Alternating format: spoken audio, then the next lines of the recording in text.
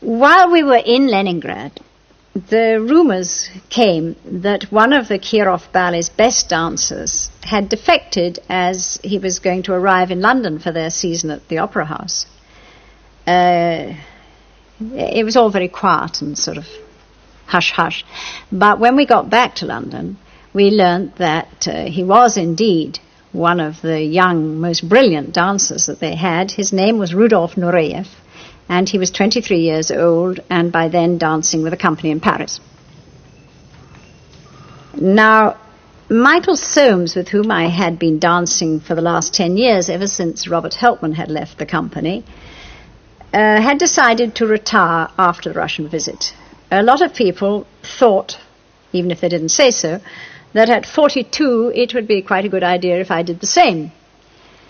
And probably I would have done, if it hadn't been that Ninette de Valois invited Nureyev to dance Giselle at the Opera House a few months later, in February, I think it would have been, 1962. And then she said to me one day, well, Nureyev is going to dance Giselle, would you like to dance it with him? She offered it to me first, as it were. I immediately thought, he's 23, I'm 42, that's going to be like mutton dancing with lamb, and I thought it was pretty awful. So I said, well, I would like to think about it. And I did think about it, and I suddenly thought, well, he's going to be the big sensation all this season. If I don't dance with him, I will be absolutely a back number, a nothing, because everybody will rush to the Nureyev performances, and somebody else will be dancing them with him. So I took my courage in both hands, and I said, yes, I'll do Giselle with Nureyev.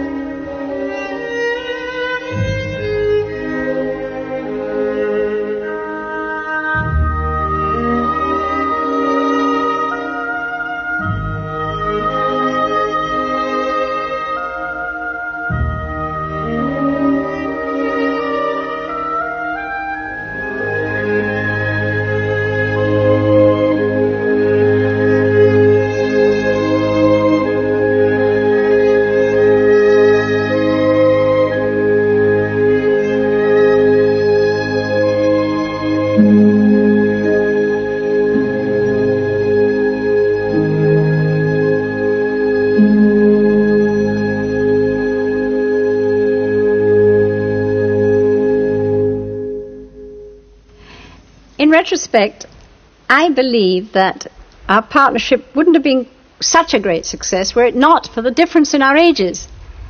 Because what happened was that I would go out on the stage thinking, who is going to look at me with this young lion leaping 10 feet high in the air and doing all these fantastic things? And then Rudolf had really a deep respect because I was this older, very famous, established ballerina. And he felt a bit, well, when I'm on the stage beside her, who's going to look at me? So it sort of charged the performance that we were both going out there inspired, egged on, as it were, by the other one, and also with absolutely the same objective about what this performance should produce, and somehow it just worked. After the first 2 rehearsals of Giselle, Margot started to trust me.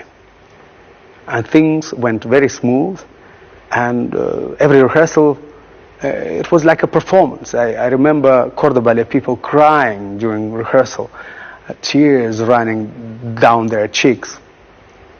Those performances of Giselle, they became a historic event. Then Margot asked me to do Swan Lake with her.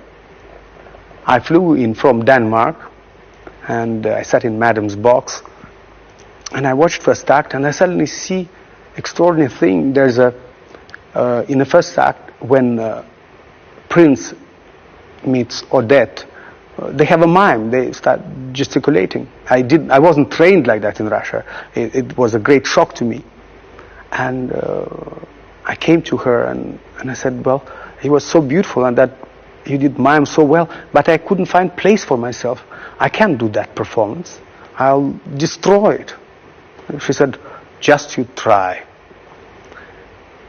Then, however, I agreed to dance with her. Swan Lake, I couldn't refuse. And we started to work, and wasn't as smooth as Giselle. We had a lot of arguments and differences, and suddenly she told me at one moment that her first Swan Lake was 1938. That was my birthday. So I started to laugh. And however, we worked out a version, and when we went on stage, all differences, all arguments were forgotten. We become one body, one soul. We moved in one way where it was very complementary. Every arm movement, or every head movement. There were no more cultural gaps, age difference. We've been absorbed in characterization. We became the part. And public was enthralled. I think only because we were enthralled with each other and with what we did, with the role. First thing she taught me, it was great professionalism. She had the way she worked. Her work is very thorough. But get out, do it well, and have a good time. Don't linger. Get on with it. It was very lucky for us to have those glorious years. She became a very, very great friend of mine. To me, she is a part of my family. That's all what I have. Only her.